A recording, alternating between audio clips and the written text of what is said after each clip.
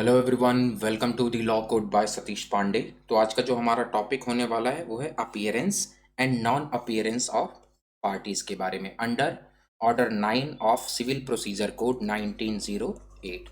तो आज का ये जो सेशन है इसको स्टार्ट करते हैं।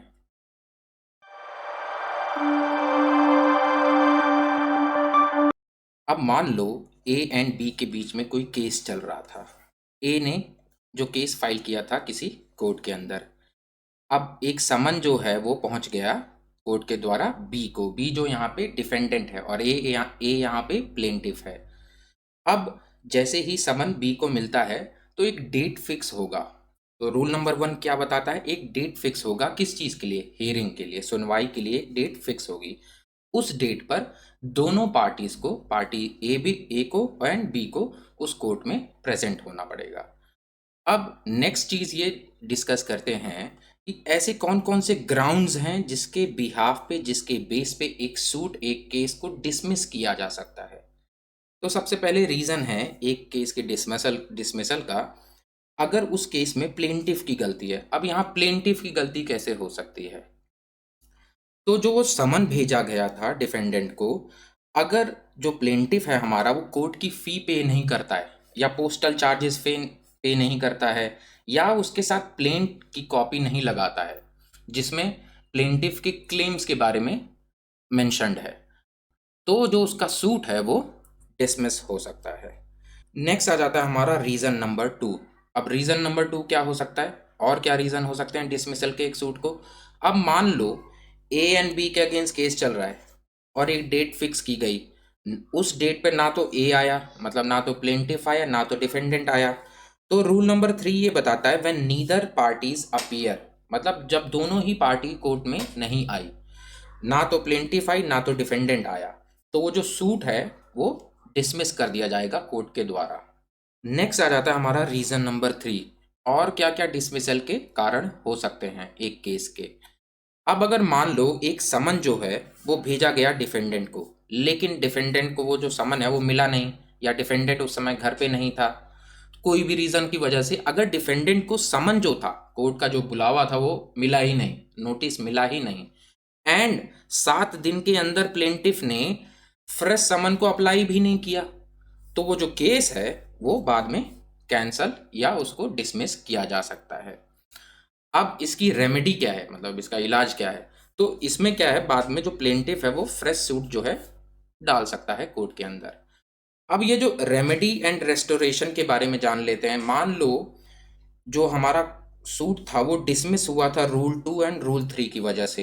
रूल 2 में क्या था कि प्लेंटिफ की गलती थी कि प्लेंटिफ ने जो भी कोर्ट की फी नहीं पे करी थी या पोस्टल चार्जेस पे नहीं किए थे, इसकी वजह से जो समन था उसको नहीं मिला। किसको नहीं मिला? डिफेंडेंट को। रूल 3 में क्या बोला गया था कि दोनों पार्टीज नहीं आई कोर्ट में जिस दिन हियरिंग की डेट थी। तो अब अगर इन दोनों रीजन की वजह से आपका सूट जो है वो डिसमिस हुआ है, तो इनके अगेंस्ट रेमेडी क्या है, इनका इलाज क्या है? तो जो हमारा प्लेंटिफ है वो एक फ्रेश सूट जो है कोर्ट में फाइल दोबारा से कर सकता है, एक जो भी प्रिस्क्राइब टाइम होगा उसके अंदर। या दूसरा वो क्या कर सकता है कि एक सफिशिएंट कॉज बता सकता है, कोई ऐसा रीज़न बता सकता है जिसकी वजह से उसने जो भी है कोर्ट की फ़ी नहीं पे करी या प्लेंट की कॉपी नहीं लगाई या फिर वो कोर्ट में नहीं हाजिर हो पाया। तो अगर एक सफिशिएंट कॉज वो बताता है कोर्ट को और कोर्ट को लगता है वो जो सफिशिएंट कॉज था वो जायज़ है, तो वो जो उसका सूट था उसको रिस्टोर कर दिया जाएगा। अब एक सरकमस्टांस ये आ जाता है कि प्लेंटिफ तो अपीयर होता है, तो ए एंड बी के बीच में केस चल रहा है, ए यहाँ पे प्लेंटिफ है, बी यहाँ पे डिफेंडेंट है। अब पता चलता है कि जिस दिन सुनवाई थी कोर्ट में तो ए तो आता है, मतलब प्लेंटिफ आता है, लेकिन डिफेंडेंट जो है वो नहीं आता है। तो रूल 6 हमें ये बताता है कि व्हेन ओनली प्लेंटिफ अपीयर, तब क्या होगा? अब जो है अगर कोर्ट के द्वारा समन जो है डिफेंडेंट को भेजा गया और डिफेंडेंट को समन मिल भी गया और उसके बाद भी डिफेंडेंट जो है जिस दिन सुनवाई थी उस दिन आया नहीं, तो कोर्ट क्या है जो प्रोसीडिंग को प्रोसीड करेगी बिना डिफेंडेंट की प्रेजेंस के बिना, और जो भी फैसला होगा वो सुना देगी। अब इसमें दूसरा सर्कमस्टांस क्या आ सकता है कि अब अगर मान लो जो डिफेंडेंट है वो कहता है कि भाई मुझे तो समन जो है वो मिला ही नहीं, तो कोर्ट के द्वारा उसको न्यू समन जो है इशू किया जा सकता है। नेक्स्ट आ जाता है, नेक्स्ट सर्कमस्टांसेस आ जाते हैं कि अब अगर जो समन है वो लेट मिला डिफेंडेंट को, तो जो हमारी हियरिंग है उसको पोस्टपोन कर दिया जा सकता है, उसको जो डेट है उसकी उसको आगे बढ़ा दिया जा सकता है। अब एक और सिचुएशन ऐसी आ सकती है कि मान लो ए एंड बी के बीच में केस है, केस चल रहा है। ए प्लेंटिफ है जो कंप्लेनेंट है, बी डिफेंडेंट है जो अपने केस उस केस को डिफेंड कर रहा है। अब अगर मान लो एक ऐसे सिचुएशन आ जाती है जिसमें जो प्लेंटिफ है जो कंप्लेंट कर रहा है वही सुनवाई के टाइम पे या सुनवाई के दिन पे नहीं आता है, तो जो ये रूल 8 है ये हमें ये बताता है व्हेन ओनली डिफेंडेंट अपीयर, तब क्या होगा। तो अगर ऐसा कोई सिचुएशन होगा तो वो जो केस है उसको डिसमिस किया जा सकता है।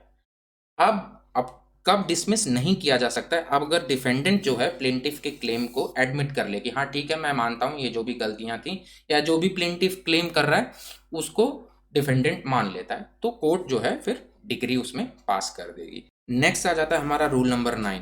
रूल नंबर 9 क्या बता रहा है कि अब आपका जो सूट है जो केस है वो रूल नंबर 8 की वजह से डिसमिस हुआ है। रूल नंबर 8 में हमने क्या बताया कि डिफेंडेंट तो आ गया केस में, जिस दिन केस की सुनवाई थी उस समय डिफेंडेंट आया था, लेकिन प्लेंटिफ ही नहीं आया था जिसने कंप्लेंट करी है। तब क्या होगा, तो प्लेंटिफ जो है वो फ्रेश सूट जो है फिर उसी सेम कॉज ऑफ एक्शन पर कोर्ट के अंदर अप्लाई नहीं कर सकता, लेकिन जो इसके डिसीजंस हैं उसको सेट असाइड किया जा सकता है। जो कोर्ट के डिसीजन हैं कि भाई ये जो डिसमिसल है इसको सेट असाइड किया जा सकता है। कैसे सेट असाइड किया जा सकता है, अब अगर प्लेंटिफ ये बताता है कि उसके पास कोई सफिशिएंट कॉज था कि वो कोर्ट में नहीं उपस्थित हो पाया, तो अगर कोर्ट उसके कॉज से सेटिस्फाइड है तो उसका जो सूट है उसको रिस्टोर कर दिया जाएगा। अब rule number 13 and most important, ये जनरली एग्जाम्स में आता है, ये है क्या कि अब अगर मान लो कोई ऐसा फैसला है जो कि डिफेंडेंट के अगेंस्ट दे दिया गया, क्यों दे दिया गया, क्योंकि वो कोर्ट में जिस तारीख में उसको प्रेजेंट होना था सुनवाई के लिए वो प्रेजेंट नहीं था। तो setting aside x party degree, मतलब ऐसी डिग्री जिसके अंदर डिफेंडेंट मौजूद नहीं था और उसके अगेंस्ट जो भी डिसीजन आ गया, ऐसी डिग्री को, ऐसे डिसीजन को कैसे सेट असाइड किया जा सकता है, कैसे हटाया जा सकता है। सबसे पहले तो अगर जो समन है, जो कोर्ट का जो समन है वो अगर डिफेंडेंट को नहीं मिला या was not serve properly on defendant, तो वो जो डिग्री है उसको सेट असाइड किया जा सकता है। या दूसरा कि डिफेंडेंट ये बताए कि भाई एक कोई रीज़न, किसी पर्टिकुलर रीज़न की वजह से मैं उस समय तारीख पे मौजूद नहीं हो पाया था और कोर्ट उसके उस रीज़न से सेटिस्फाइड है, तब भी वो जो डिसीजन था डिफेंडेंट के अगेंस्ट उसको सेट असाइड किया जा सकता है, उसको हटाया जा सकता है। लेकिन जो कोर्ट की वो डिग्री है उसको सिर्फ इस बिहाफ पे नहीं हटाया जा सकता ड्यू टू कोई स्मॉल मिस्टेक हो या प्रोसीजरल डिफेक्ट्स हो, इनकी वजह से उस डिग्री को नहीं हटाया जा सकता। मान लो कोई स्पेलिंग मिस्टेक हो जाए या जो समन की डिलीवरी है वो लेट हो जाए, तो इन छोटे रीजंस की वजह से उस डिग्री को सेट असाइड नहीं किया जा सकता। अब पॉइंट नंबर 4 ये बोलता है कि मान लो जैसे अब डिफेंडेंट जो है वो हार गया है केस में, तो वो अपील करेगा। जैसे ही वो अपील में जाएगा, अब अपील में भी वो हार जाता है तो वो दोबारा से अपील नहीं कर पाएगा और ऐसी कोई भी एप्लीकेशन जो है वो अलाउड नहीं होगी। ये था आज का हमारा topic, appearance and non appearance के बारे में of parties. Thank you guys for watching this lecture. Kindly like, share and subscribe to my YouTube channel, that is the law code by Satish Pande. धन्यवाद एवरीवन।